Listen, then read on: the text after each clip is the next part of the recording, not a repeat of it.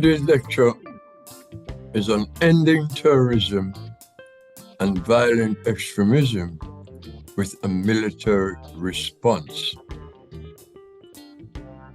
Indiscriminate killing of civilians and other acts of terrorism causing mass casualties are condemned without reservation.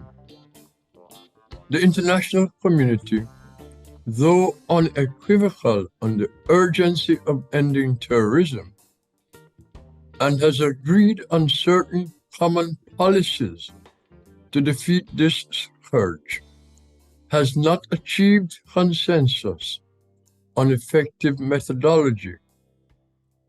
Each country's response to terrorism is determined by its own concept of national security and its military capabilities to respond to terrorist acts and directed against its territory and citizens. I will begin with the terrorist attacks carried out by Al-Qaeda against the United States on September 11, 2001, 9/11, and end with the terrorist attacks by Hamas against Israel on October 7, 2023, 10/7.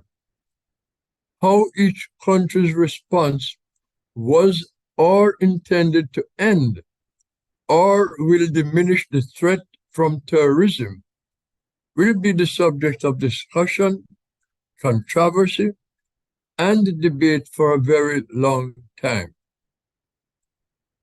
I posit here at the very beginning of this lecture that the indiscriminate killing of civilians by states in response to acts of terrorism, regardless of whether intended or not, will have the undeniable effect of increasing recruitment to violent extremism and terrorism. It doesn't matter how the state describes its response or intended target. The inevitable results from missile attacks, aerial bombings, targeted drone attacks, and shelling of inhabited areas has been and will include the killing of civilians, oftentimes in great numbers. And the longer the operation lasts, the more civilians are likely to be killed. Displacement of civilian populations and destruction of their homes and businesses, and creating thousands and perhaps millions of refugees and displaced persons are predictable outcomes. Ignore the rationale and explanation of intent. Those who give the orders and those who execute them are fully aware of what the consequences will be. There are far more terrorist and violent extremist groups now than there were prior to the 9/11 attacks and the US response. Far more people, mostly innocent civilians, have been killed in the post-9/11 period from terrorism-related attacks than any other period in modern history. The most immediate response to acts of terrorism and violent extremism has been military. While such responses may be defensible on the grounds of national security and preventing the terrorist group from conducting further attacks, then or in the future, military operations have been the method of choice. But war, which inevitably kills civilians disproportionately, intended or not, creates conditions conducive to radicalization and recruitment to violent extremism and terrorism. Excusing the killing of innocent civilians as collateral damage seeks to obscure the sanctity of human life. The immediate response of the members of the international community to the 9/11 acts of terrorism through the actions of the United Nations Security Council, which is authorized under the UN Charter to act on their behalf, was to create obligations on all 193 member states of the UN to take certain appropriate measures to suppress and prevent acts of terrorism. The measures detailed in the mandates created by Security Council Resolution 1373, 2001, and subsequent related resolutions did not call on or authorize governments to use military operations on any acts of reciprocal violence in response to international terrorism. There was broad understanding that UN Security Council Resolution 1368, 2001, which was adopted on September 12, 2001, the day after 9/11, in declaring any act of international terrorism as a threat to the maintenance of international peace and security, and recognizing the right of states to avail themselves of self-defense under Article 51 of the UN Charter. To any such acts implicitly authorize the United States to take any measures, including military measures, in response. The United States responded with an invasion of Afghanistan, which began on October 7, 2001. The intent was to destroy Al-Qaeda, which used the territory of Afghanistan to plan and operationalize the 9/11 attacks. The result of that invasion is now history.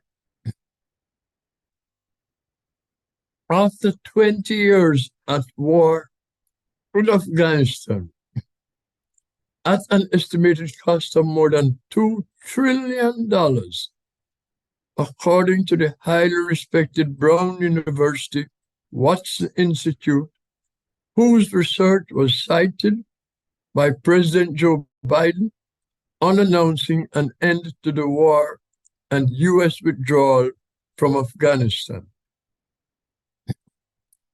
President Biden noted that of the 800,000 military personnel who served in Afghanistan, 20,744 American servicemen and women were injured and 2,461 American personnel killed. This was a statement made by President Biden on August 31st, 2021. Against this backdrop, we should not ignore the fact that an estimated 46,000 plus Afghan civilians were killed during this war. Similarly, the invasion of Iraq on March 20, 2003 was on the pretext of the presence of WMDs and unsubstantiated accusations that Saddam Hussein was linked to the 9/11 attacks is another example of a military response against terrorism that failed.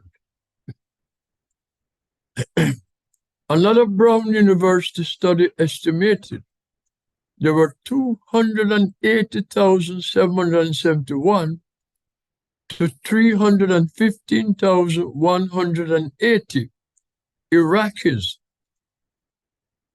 who died from direct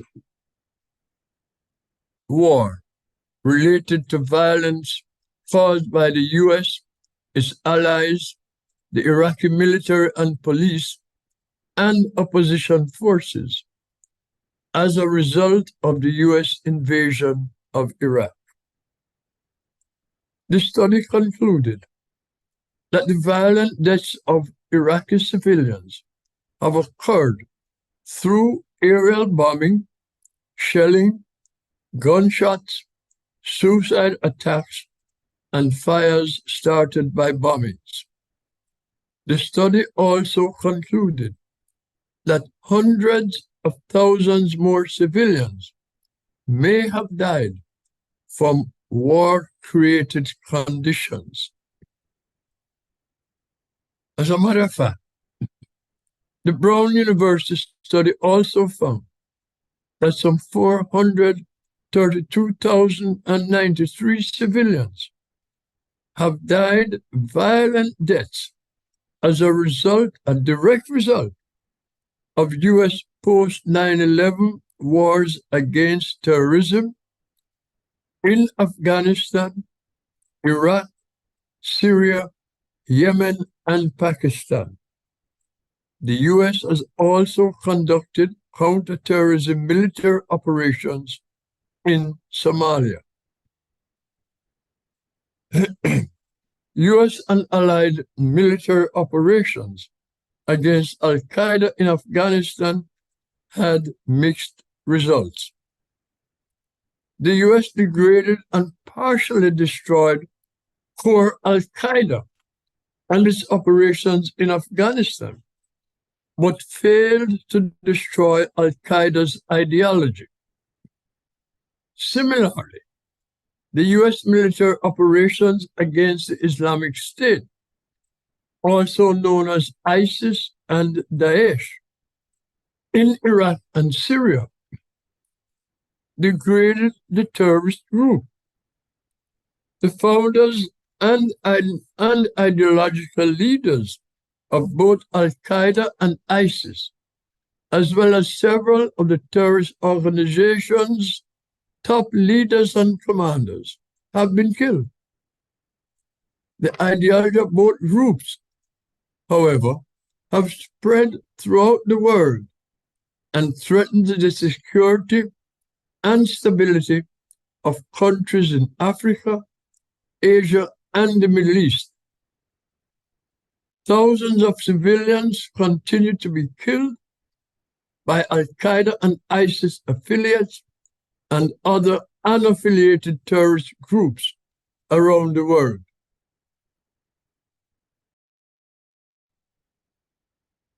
As a result, we should know from decades of experience dealing with terrorism that military responses to acts of terrorism and violent extremism do not eliminate terrorism.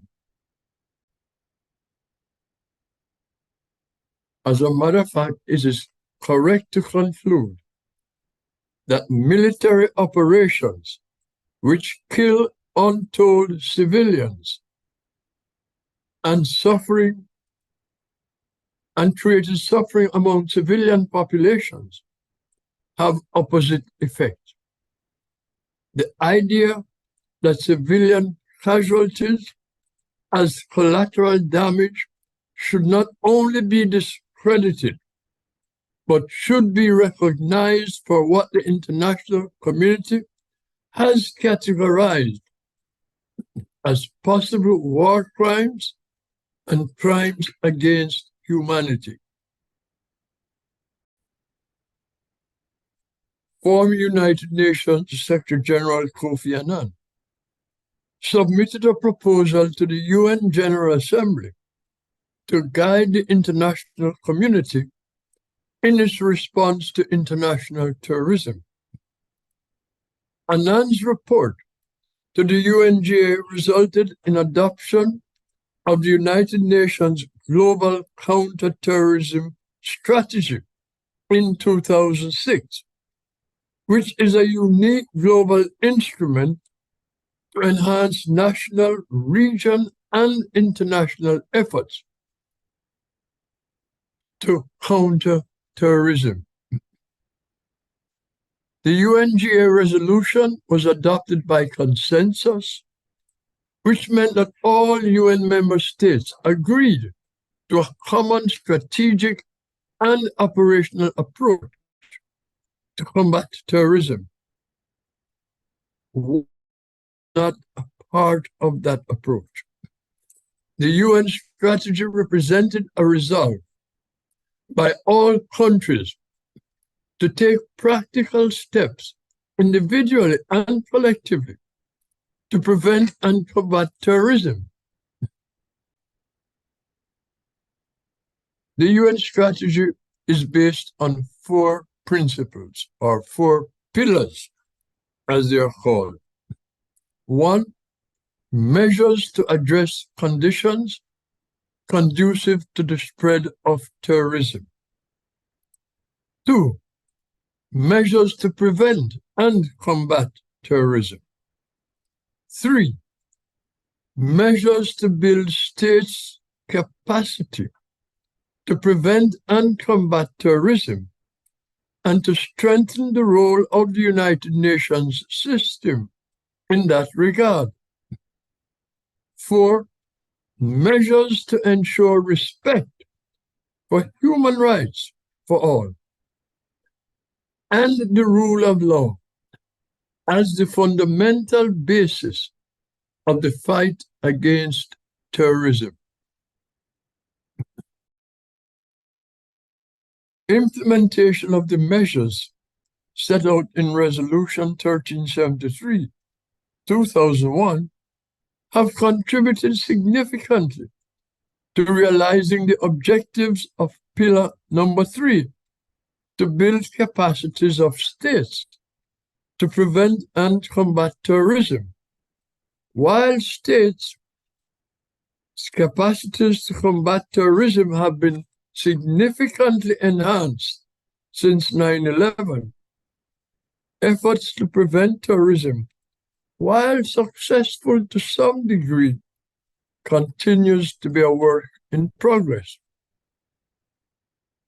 Bear in mind, terrorism and the methodologies used to spread terrorist ideology have evolved and have benefited from access to cyber technology. The military response to terrorism has continued to be the response of choice by countries with the military capabilities to do so. Yet, we are aware that the military response, when employed, should be short-term and, to be effective, must be supplemented by measures to implement the objectives of Pillar number 1 of the UN Global Strategy.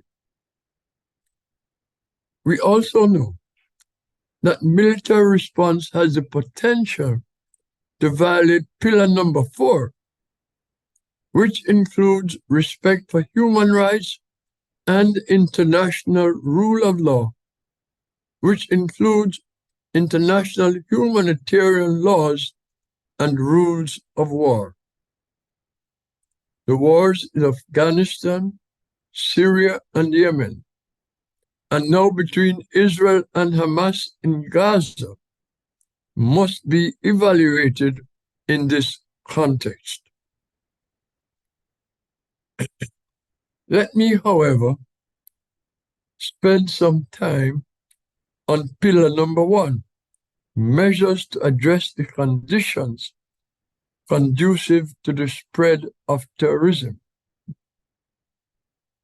Those who have been exposed to my class on countering violent extremism will have a clear understanding of the process of radicalization and recruitment to violent extremism, and by extension to terrorism.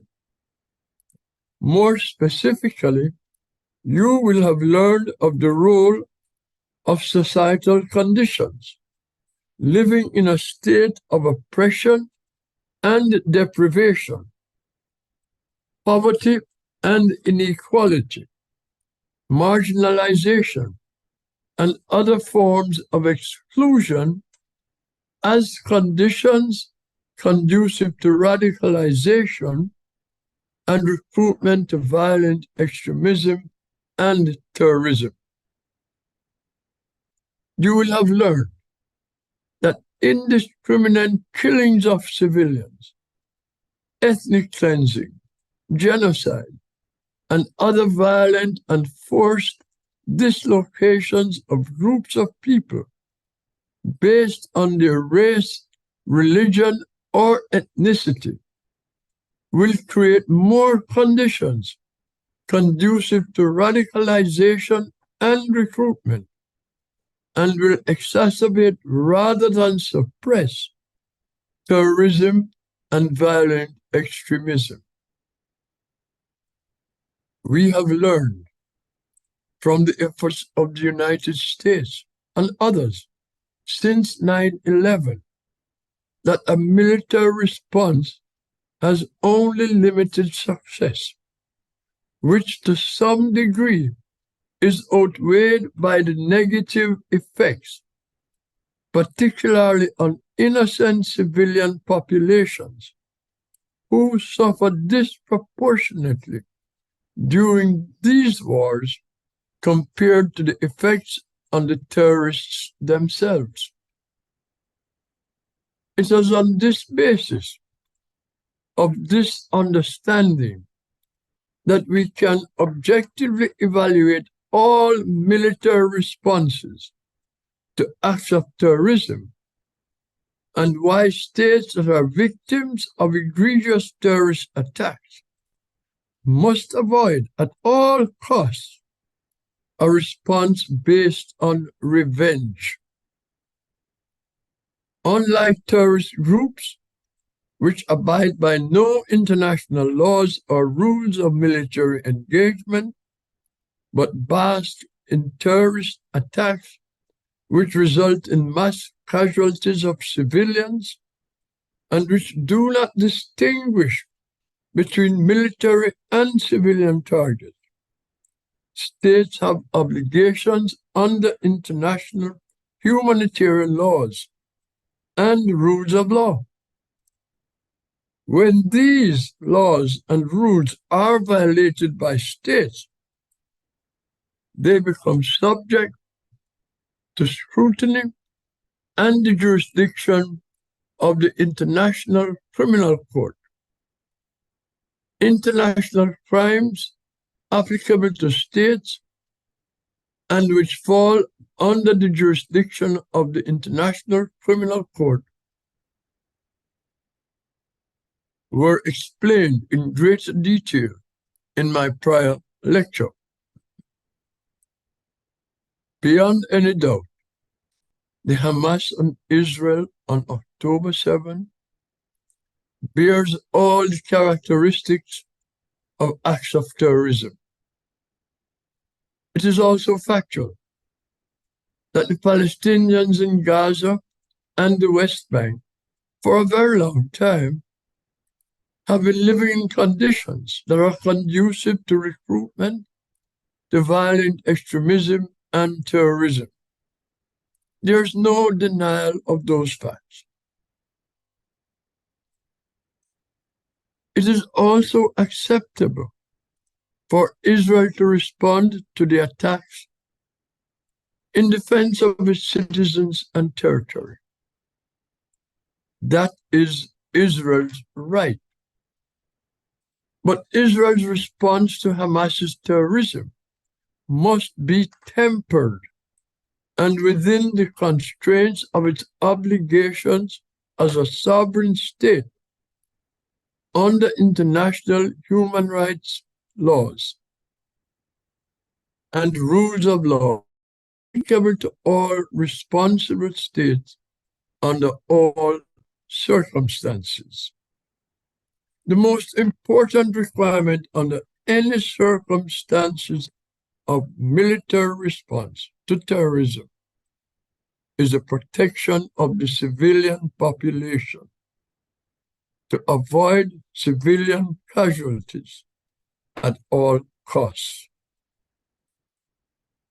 One of the realities, indeed the ultimate result of the killing of civilians in war against terrorists or otherwise, is the increase in radicalization and recruitment to violent extremism and terrorism directed against the state conducting the military operations. How should one expect family members to respond to the killing of their loved ones from bombings and other instruments of war directed against them as a people or as so-called collateral damage? The natural response is to seek ways to avenge the killing of their loved ones, a father, a mother, a son or daughter. Often, the only available option under these circumstances is to become members of the terrorist group, enemy of the offending state. The international community should have learned these lessons from our experiences over the decades of fighting terrorism. By the end of this war in Gaza, of which there is no end in sight, a war which could spread and include other terrorist groups in the region, other countries in the Middle East, and including the United States in a direct role in direct military operations. A war in which thousands of civilians have been killed and displaced, and many more thousands will be killed. There will be a growth in recruitment to terrorism in the region and globally. Israel may successfully destroy Hamas as a major terrorist group and eliminate Hamas as a future threat to Israel. But Hamas's terrorist ideology will survive the war.